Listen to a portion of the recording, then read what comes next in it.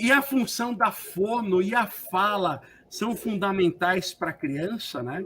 E aqui eu quero trazer duas perguntinhas para te deixar na tela. Vamos lá. Meu filho ou o meu aluno está desenvolvendo a linguagem dentro do esperado? O que é essa linguagem dentro do esperado? E uma segunda pergunta, que aí eu vou trazer uma frase famosa. Ele só não fala porque é preguiçoso. Isso é verdade? Na tela com vocês, Raquel de Freitas. Então, vamos lá, pessoal. Primeiro ponto que ele deixou aí como pergunta, né? Está desenvolvendo dentro do normal ou não a fala? Isso aí também é muito clássico nas dúvidas, né? De tanto quem é educador, pais e tudo mais. Primeiro, a gente tem que entender, tirar esses mitos e entender que realmente existe um padrão a ser analisado, o que é realmente esperado para cada etapa do desenvolvimento da linguagem.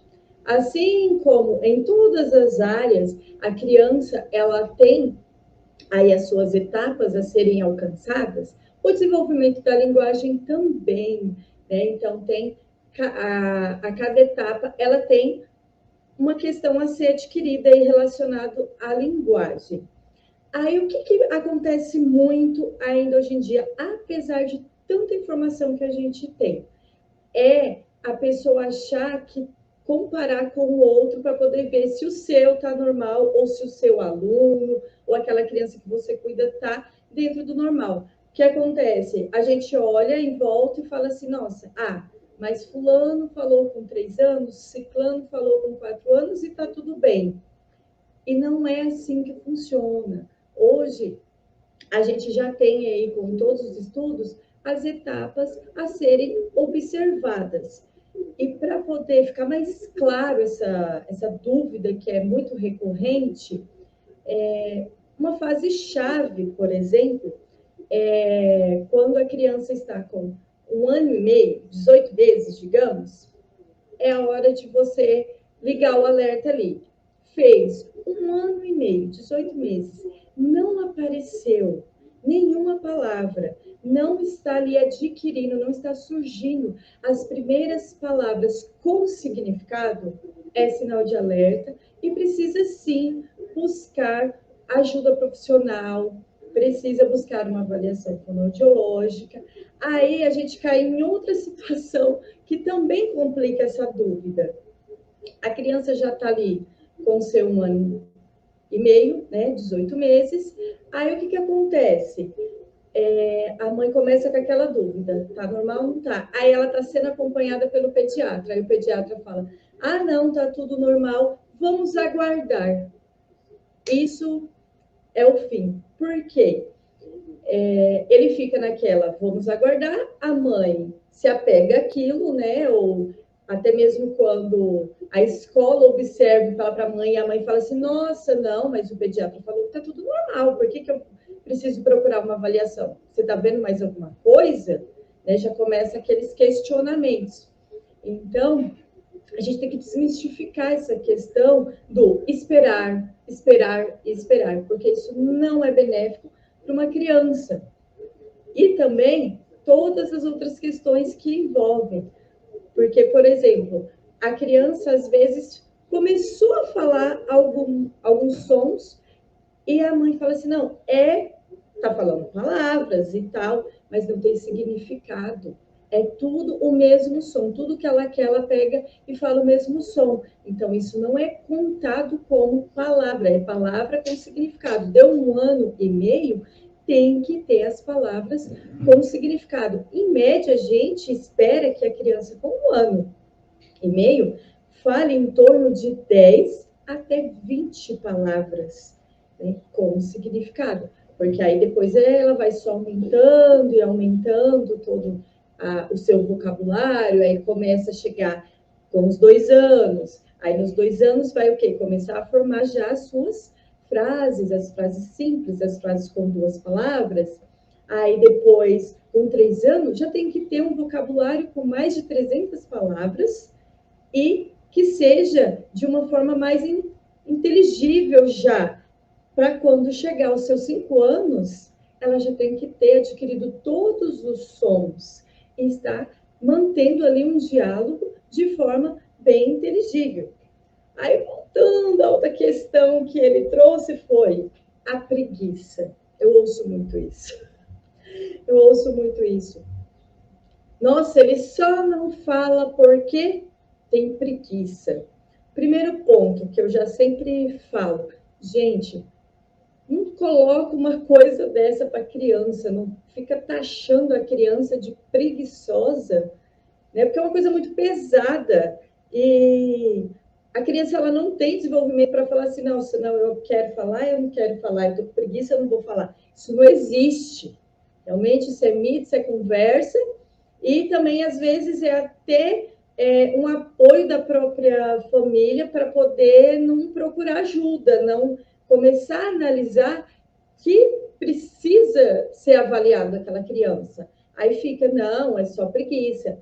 Aí, por que acontece a questão que aí eles querem se justificar que é preguiça?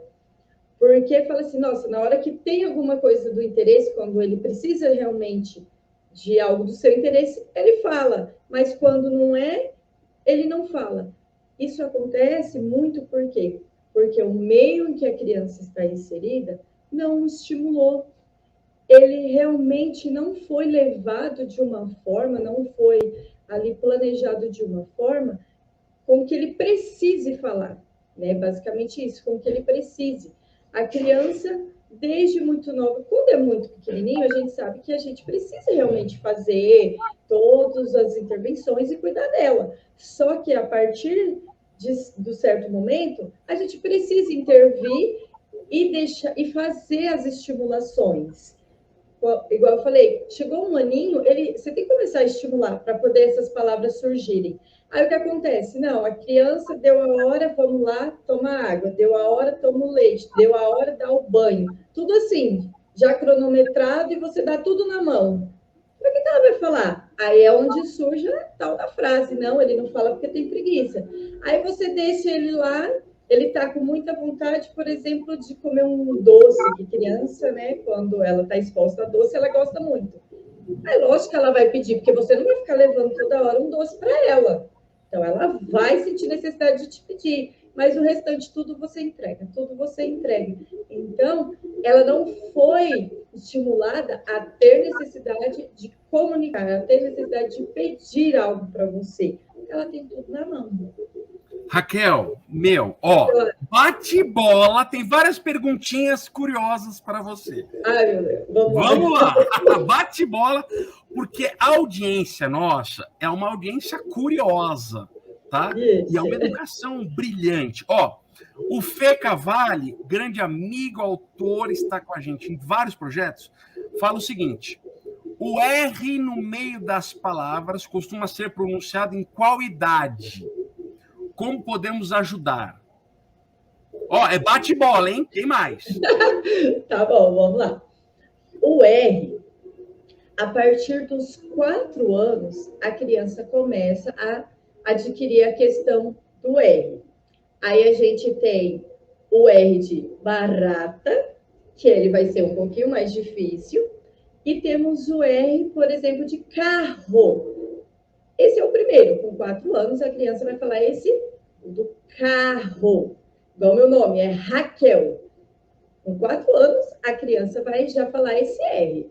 Já o de barata, uns 4 anos e meio, até os 5, tem que ter esse aí. Aí, por fim, a gente tem o encontro consonantal, que é o mais difícil, que é ali o prato, né?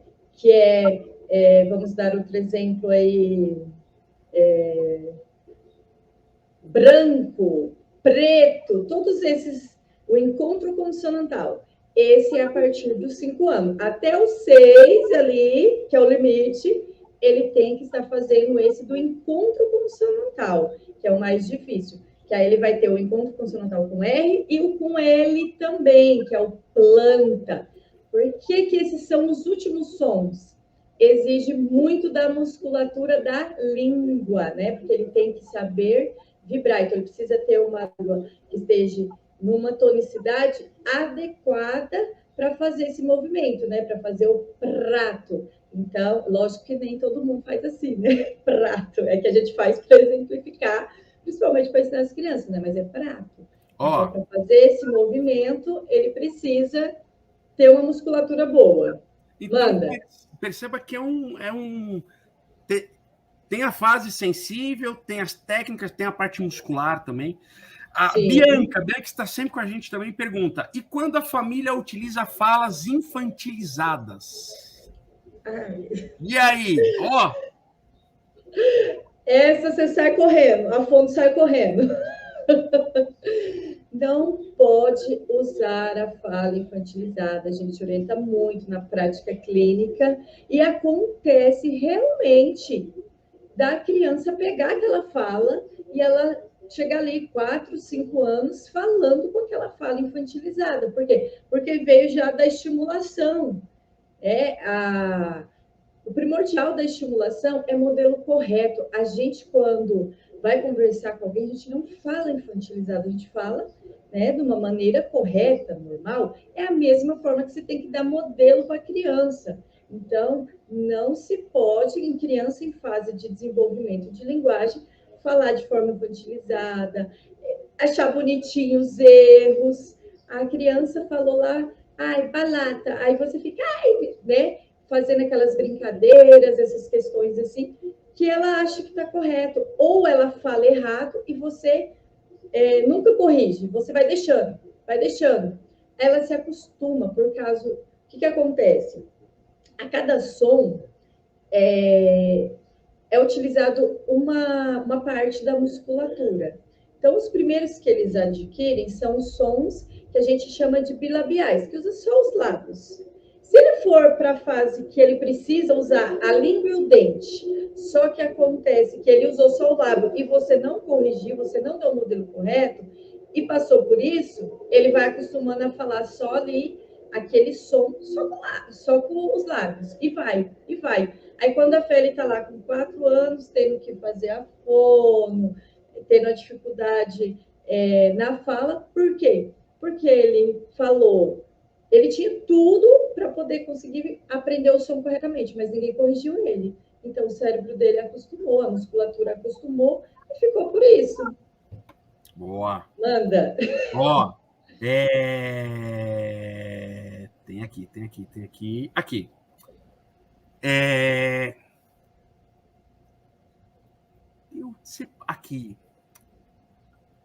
Eu tenho para você a seguinte pergunta. Quando a gente fala em criança, quando a gente fala de fala, né, é extremamente importante essa comunicação, né? Porque é a comunicação uma das comunicações que nós temos. Então, eu tenho a seguinte pergunta para ti. Aquela frase, ela sabe tudo, então vamos esperar o que ele vai falar é legal, eu preciso esperar como estimular, como olhar o tempo, né? Existe um time para isso. E outra, eu como pai, eu como educador, eu como tio, como avô, como avó, será que eu estou contribuindo para o desenvolvimento da linguagem do meu filho? Quero dicas práticas de como que eu posso auxiliar essa fala, essa linguagem oral da criança que está perto de mim. Temos mais 6 minutinhos. Vamos lá. Então, o esperar nunca é bom. Nunca é bom. Igual eu trouxe no começo, 1 ano e meio. Hoje em dia, a gente já está começando a intervenção muito cedo, a intervenção precoce. A gente encontra muita ajuda de profissionais já nessa fase. Então, pessoas especializadas já para atender bem uma criança já nessa fase. A gente já consegue estimular ela nessa fase. Então, 1 ano e meio, não está aparecendo palavras, mesmo que ele sabe tudo, ele compreende. Ali em casa você conseguiu, ou até mesmo na escola, ele consegue se virar, ele tem a sua maneira de intenção comunicativa e ele consegue tudo o que ele quer, da forma que ele foi ali conseguindo se expor, mas mesmo assim, a gente sempre coloca a questão: atraso é atraso. Aí você chega, igual eu falei no exemplo, geralmente os médicos falam assim: espera até 2 anos. Aí você espera até 2 anos e a fala não apareceu. Ou continuou só naquelas palavrinhas iniciais. Pensa, você perdeu 6 meses de estimulação daquela criança. Que aí, às vezes, tem tanto os pais e o médico pede para esperar mais tempo ainda, porque às vezes ele adquiriu algumas coisas, aí espera mais um tempo, aí fica às vezes 1 ano de janela de atraso. Então, isso nunca é bom, porque o que a gente precisa ver na nossa criança é o quê? Eu vou querer que essa criança chegue lá na frente com todo esse atraso? Ou eu já quero levar ela para essa estimulação, para esse cuidado e suprir tudo o que ela precisa, porque, igual a Ali falou no início, a questão dali da fase de 1 ano, que tem o dobro de sinapses, então ela vai aprender muito mais rápido. A gente não pode perder essa janela de aprendizagem. Então, nunca, nunca, nunca, se taca um pouquinho atrás da orelha, que, não, eu acho que está falando muito pouco, está ficando muito quieto, não está interagindo, alguma coisa, né, na escola ou em casa, procura ajuda profissional, porque o profissional vai saber como te auxiliar, vai saber avaliar. Nunca é demais você ir lá e levar uma criança para fazer uma avaliação do desenvolvimento da linguagem e pronto. Né? Porque muita gente fica assim, não, mas eu vou levar na fono porque ele tem alguma coisa, o povo vai ficar falando o quê? Não, gente, é para estimular, não tem problema algum, é normal. Outra questão que ele falou estou estimulando adequadamente e para dar dicas práticas. Então, vamos lá. O que atrapalha, vamos fazer assim, o que atrapalha a estimulação do desenvolvimento da linguagem, né, tanto em casa ou fora de casa e tudo mais. A criança ficar muito tempo lá sozinha, brincando sozinha, a criança fica muito em tela, você passa o dia, ou quem fica com essa criança passa o dia e deixa a criança se envolvê-la no meio. O que está acontecendo na volta dela? Ela não sabe nada do que está acontecendo ali, ela está no mundinho dela. Então, isso atrapalha. Então, e o que ajuda? Você inserir ela. É muito simples e básico. É você inserir a criança em tudo que tem ali no meio dela, no cotidiano dela. Muitas vezes tem pessoas que falam assim, mas ela está lá vendo o vídeo, ela está aprendendo na musiquinha, ela está aprendendo cor, ela está aprendendo número, ela sabe todas essas coisas, sabe as vogais. Só que para o diálogo, no dia a dia dela, está ajudando? Ela está aprendendo isso? Ali, o que ela realmente precisa para suprir as necessidades dela no dia a dia dela. Então, vamos inserir ela no meio. Como que a gente insere ela no meio? Hora do banho, vamos narra o banho. Olha, tira a roupa, tira a blusinha, pega o sabonete, partes do corpo, lava a mão, vamos lavar o pé, lava a barriga, narra todo o banho, já vai ensinando, você vai ensinando esquema corporal, você já vai ensinando a criança se conhecer, vai ensinando a criança a tomar banho e já vai estimulando a linguagem. Então, você faz várias atividades num momento só. Vamos escovar os dentes? Mesma coisa. Pega a pasta, a escova, coloca, liga a torneira, narra tudo, insere a criança. Ela não consegue fazer sozinha. Você faz, depois você deixa ela fazer, mesmo que ela bagunce, mesmo que ela não saiba. Porque ela vai ali se sentindo inserida no meio. É uma coisa bacana, mas assim, hoje em dia às vezes não está tendo muito, questão de supermercado, né? Por causa da pandemia a gente não leva tanto a criança, mas se tiver oportunidade, uma feira, alguma coisa que tem para levar, vai falando, olha, aqui é o tomate é vermelho, aqui é a banana, vai narrando tudo, vai inserindo e vai colocando e vai mostrando. tudo no dia a dia da criança, ela precisa ser inserida no meio, no seu dia a dia ali, e não ficar, às vezes, aprendendo primeiro é número, é cor, ela tem que saber isso, ela tem que ser inserida nessas atividades também. O brincar, sempre tirar momentos para sentar e brincar com a sua criança. O momento do brincar é maravilhoso, que você senta, olha no olho, fala devagar, articulado, mostra que você usa o lábio, que você usa a língua, como que você faz, e coisa, tudo comando simples.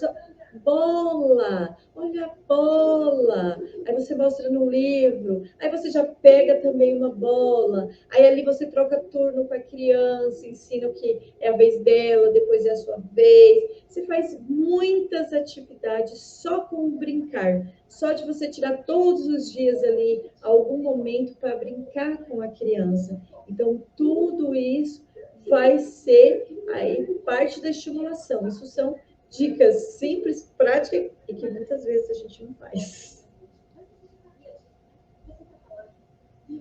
Seu microfone acho que está mutado. Obrigado. Vamos tentar olhar aqui da seguinte forma.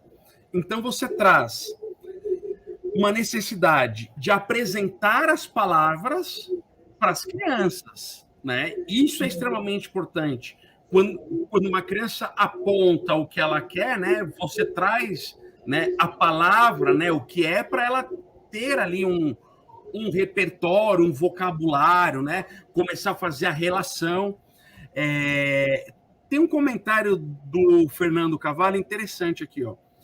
Uma criança falava muito pouco, e o diagnóstico foi que a família falava muito e não dava tempo para ela falar. Inclusive, adivinhavam o que ela queria antes dela tentar falar. E eu lembro quando eu fazia fono, eu fiz fono até os meus 16, 17 anos, e tinham esses casos, né? Então, assim, dar espaço para o seu aluno, né, se expressar, né, falar, contar a história, né, contar o que ele passou ontem. Então, aquela roda de conversa ao início da aula é extremamente importante. A rotina de aula é extremamente importante para essa criança se sentir confortável, habilitada a falar, né? Tem um ponto que eu acho que é importante, né? Que é assim,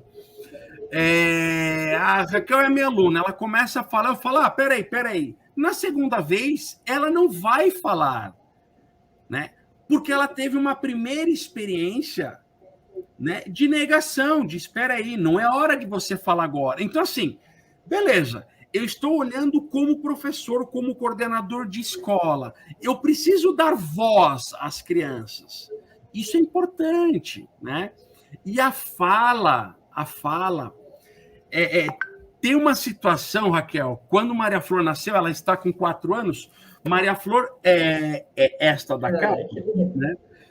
Quando Maria Flor nasceu, chamei minha família, parte minha e a parte da Mary, da minha esposa, e falei assim, olha, 3 coisas que nós vamos a partir de hoje, que é o seguinte, não falem com erro de português. Pronto, não falem com erro de português. Segundo ponto, criança quer interação.